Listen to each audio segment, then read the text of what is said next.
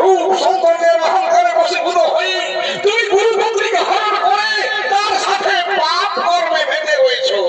তুমি কি ভুলেই গেছো পাপী কোনটা স্ত্রী আর কোনটা মা?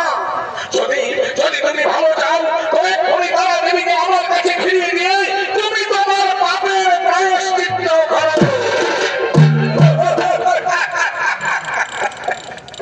গুরুদেব, তারা দেবী তো এখন আপনার স্ত্রী নয়, সে আমার বাগদত্তা।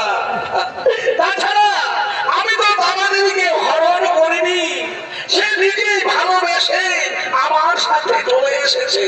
তাই একে ফিরিয়ে নেওয়ার কোনো প্রশ্নই থাকে না, সে শুধু আমার আর আমার। তাহলে শুনে যাও চাঁদ, যে রূপ সৌন্দর্যের বশীভূত হয়ে এই কামাতুরা নারী আমার মতো স্বামীকে পরিত্যাগ